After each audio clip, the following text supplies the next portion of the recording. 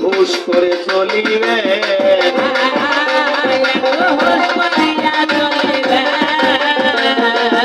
আজকে বসে বসে কবি শুনবেন, হুশ করে চলিবে। বসে বসে কবি শুনবেন, হুশ করিয়া চলিবে।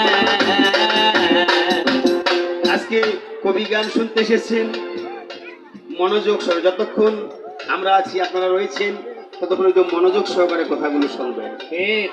আমরা কিছু না জানি, যেটুকু জানি আমাদের ক্ষুদ্র জ্ঞানে সেটুকু বলার চেষ্টা করব, কারণ আমরা সকলে মানুষ। শাস্ত্র কি বলছে? এই মানুষকে জন্ম দিতে পারে, আবার এই মানুষে চুরি করে, এই মানুষেই ধরে। সকলে মানুষই করি আমরা। এই মানুষকে জন্ম দিতে পারে, এই মানুষের চরণ পূজা করে। এই মানুষই আবার এই মানুষের চরণ পূজা করে। আমার মতো একজন মানুষকে আমি গুরু করে তার চরণ পূজা করছি। আমাদের কবির ভাষায় বলছে, এই মানুষকে জন্ম দিতে পারে, এই মানুষের চরণ পূজা করে, এই মানুষে চুরি করে, এই মানুষেই ধরে, আবার এই মানুষেই বিচার করে, দিচ্ছে কারাগারে।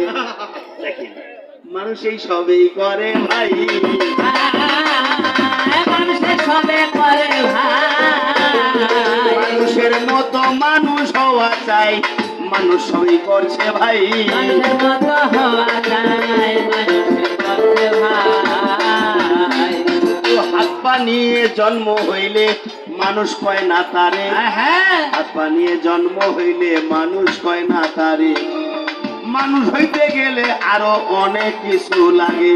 কি মানুষ হইতে গেলে আরো অনেক কিছু লাগে, তার মধ্যে মানুষের মনুষ্যত্বই প্রধান ধর্ম ভাই। যার মধ্যে মনুষ্যত্ব নাই সে মানুষ হবে নাই, যার মধ্যে মনুষ্যত্ব নাই সে কখনোই মানুষ বলে বিবেচিত হবে না। যাক দিয়ে যাক বেশি কিছু আমার দরকার নাই, সংক্ষেপে নিজের পরিচয় আমি দিয়া যাই। আমার নাম শ্রী ক্ষিতীশচন্দ্র, কাহারোলে বাড়ি। কি কথা বলে বুঝা যাচ্ছে? আমার পুরো নামটি হচ্ছে শ্রী ক্ষিতীশচন্দ্র পাল।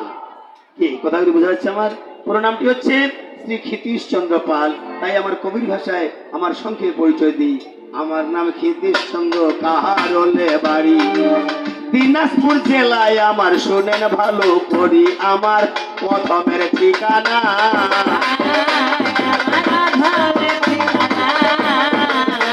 কথা বসে শুনেন ভদ্রজনা প্রথমের ঠিকানা।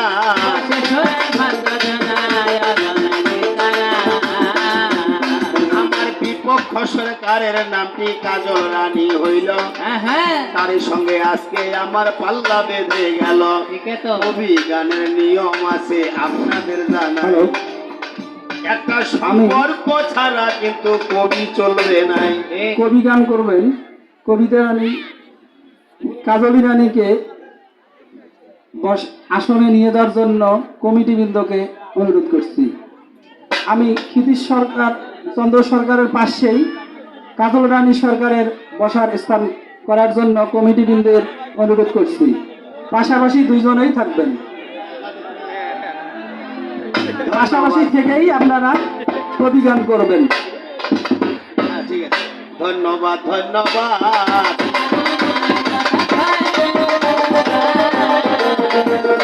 বসার দিছে মদের শাখা, ধন্যবাদ ধন্যবাদ।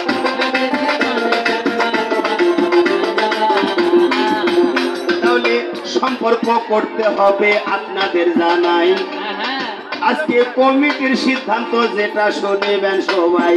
আজকে কমিটির সিদ্ধান্ত, যেহেতু মহানাম যজ্ঞানুষ্ঠান আজকে শেষ সমাপ্তি হয়ে গেছে, এই জন্য কমিটির সিদ্ধান্ত আজকের সম্পর্ক করতে হবে রাধা এবং কৃষ্ণ। কমিটির সিদ্ধান্ত রাধা এবং কৃষ্ণ। কি কথাটা বোঝা গেছে? কমিটির ছিল সিদ্ধান্ত, কমিটির সিদ্ধান্ত চূড়ান্ত। কমিটির সিদ্ধান্ত হচ্ছে শ্রীকৃষ্ণের ভূমিকা আমাকে নিতে হবে, আর শ্রীমতী রাধারানীর ভূমিকা আমার বিপক্ষের যিনি গায়িকা কাজল রানী সরকার তিনাকে দিতে হবে। তাহলে বলেন তো, শ্রীকৃষ্ণের ভূমিকা আমার মতো অধম ক্ষিতীশ্বরের পক্ষে চালানো কখনো সম্ভব? কি কখনো সম্ভব? যিনি অনাদির আদি প্রাণ গোবিন্দ ভগবান শ্রীকৃষ্ণ তার ভূমিকা আমার মতো একজন সামান্য মানুষের পক্ষে চালানো কি সম্ভব? নিশ্চয়ই কখনোই সম্ভব নয়, কখনোই সম্ভব নয়। তারপরেও আজকের দিন আমি মনে করছি আজকে হয়তো সম্ভব হবে। কেন?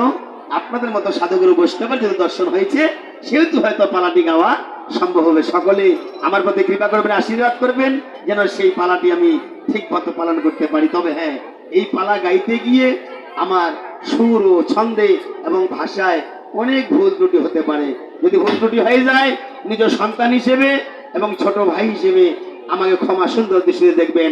জয় জয় রাধা গোবিন্দের প্রতি প্রেমানন্দ সবাই একবার হরি হরি বল, হরি বল, হরি বল, হরি বল।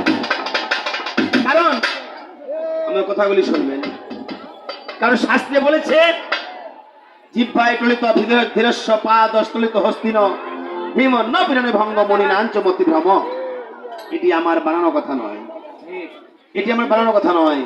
কথাটি বলেছেন জিহ্বায় টলিত ধীরস্ব, অর্থাৎ যতই আস্তে আস্তে কথা বলি না কেন, তারপর দাঁতের সঙ্গে জিহ্বা লেগে অনেক সময় জিহ্বা কেটে যায়। কি মা যায় না?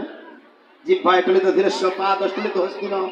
হাতি খুব বুঝে সুঝে পা ফেলায়, তারপরে হাতিরও পা পিছলে, হাতিরও পা পিছলে ভীম ন পিরণে ভঙ্গ।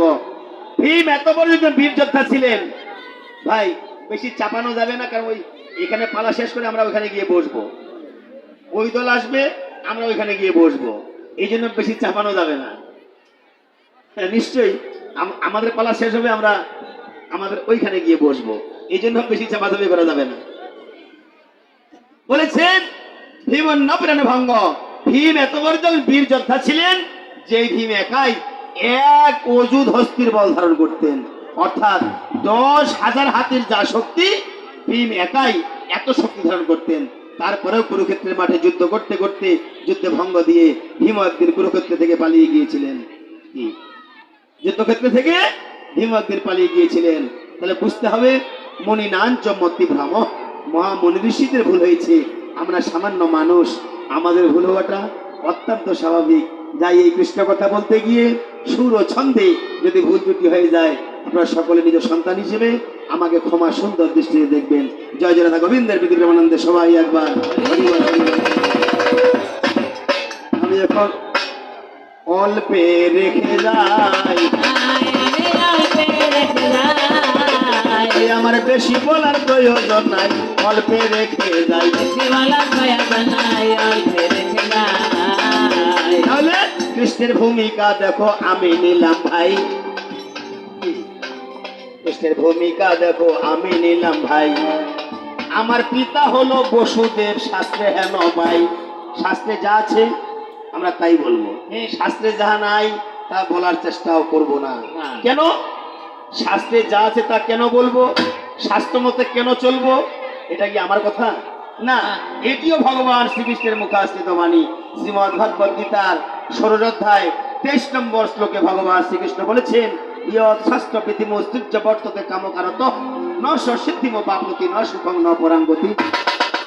এটি আমার কথা নয়, ভগবান শ্রীকৃষ্ণের কথা। ইয়ৎ শাস্ত্র প্রীতিমস্তুজ্য বর্ততে কামকারত ন সিদ্ধিম পাপ্নতি ন সুখং ন পরাঙ্গতি। শাস্ত্রবিধি পরিত্যাগ করিয়া কোনো কর্ম করিলে ইহলোকে সুখ আর পরলোকে শান্তি, কোনটাই তার লাভ হয় না। অত শাস্ত্রে যা আছে তা আমাদের মানতে হবে, যা শাস্ত্রে নাই তা আমাদের মানা যাবে না। আমি একটা মন গড়া কথা বললাম, আপনারা মেনে নিলেন, এটি কখনোই যাবে না। শাস্ত্রে যা আছে তা মানতে হবে। কেন? এটি ভগবান শ্রীকৃষ্ণ বলেছেন।